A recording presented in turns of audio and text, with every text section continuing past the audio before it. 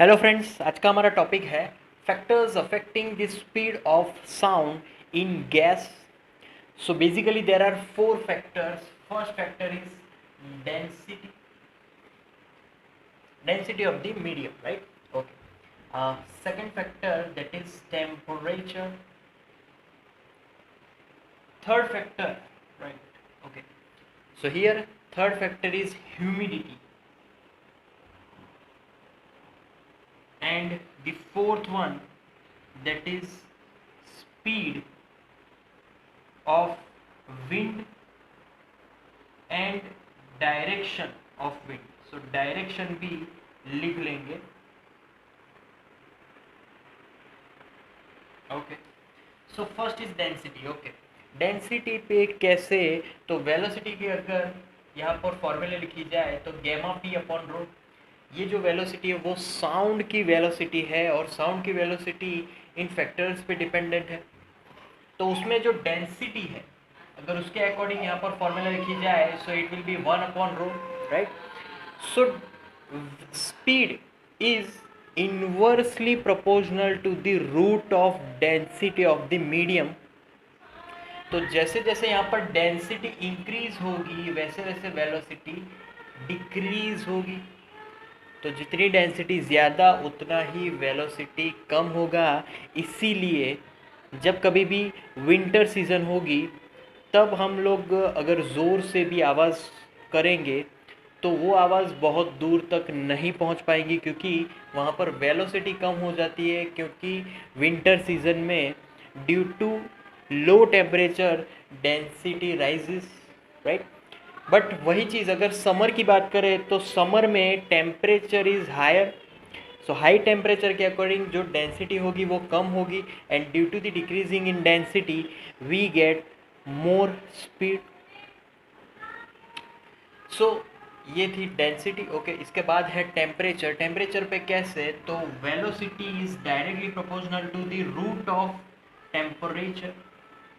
Okay, इसकी एक और यहाँ पर फॉर्मूला है, वो टी टेम्परेचर पर डिपेंड है. V T is equal to V O plus 0.61 into T. अब ये फॉर्मूला कहाँ से आई, तो बेसिकली टेम्परेचर, ये फॉर्मूला एक्सपेरिमेंटली हमने फाइंड किया कि जब कभी भी कोई भी टेम्परेचर, कोई भी मीडियम का टेम्परेचर 1 डिग्री जितना इंक्रीज होगा तब स्पीड ऑफ साउंड में 0.61 मीटर सेकेंड इनवर्स जितना फिर से इंक्रीज होगा. तो as temperature rises 1 degree Celsius इतना वेलोसिटी में भी इंक्रीज होता चला जाएगा. तो इस for example if we have V O, जो भी ड्राई एयर मतलब कि 0 डिग्री सेल्सियस पे स्पीड ऑफ साउंड कितनी है, 330 मीटर सेकेंड इनवर्स.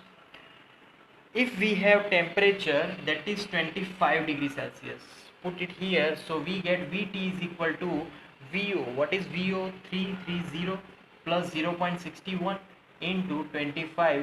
तो हमें ऑब्वियसली वो जो आंसर होगा वो 330 से तो ज़्यादा ही मिलेगा. So as temperature rising here velocity is also increasing, right? then humidity.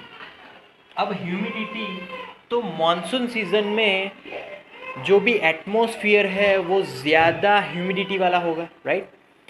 तो जब कभी भी ह्यूमिडिटी ज़्यादा होगी तो वेलोसिटी पी ह्यूमिडिटी के डायरेक्टली प्रोपोर्शनल होगा. तो जैसे जैसे ह्यूमिडिटी बढ़ेगी, जैसे जैसे जैसे अपना जो एटमॉस्फेयर है उसमें वाटर मॉलिक्यूल्स बढ़ेंगे, वैसे वैसे यहाँ पर वेलोसिटी भी बढ़ेगी, वेलोसिटी भी इंक्रीज होगी. सो जितना ज़्यादा ह्यूमिडिटी उतना ही ज़्यादा वेलोसिटी, जो साउंड है साउंड की वेलोसिटी वो ज़्यादा हो जाएगी, इंक्रीज हो जाएगी. Okay, now fourth classification is speed of wind and direction. कैसे, तो यहाँ पर एक एग्जांपल लेंगे, जैसे कि speed of wind is W and speed of sound is capital V. Okay, अब अगर W और V दोनों ही एक ही डायरेक्शन में हैं तो दोनों का हमें करना है सम, मतलब कि स्पीड और बढ़ जाएगी. कितने एडिशन में, W के एडिशनल में, क्योंकि वो विंड की स्पीड है, दोनों की डायरेक्शन सेम है। बट अगर मेरे जो साउंड ऑफ स्पीड है उसकी डायरेक्शन राइट हैंड साइड है और विंड की डायरेक्शन लेफ्ट हैंड साइड है, दोनों एक दूसरे के ऑपोजिट, देन क्या होगा, यस वहाँ पर सब्ट्रैक्शन होगा।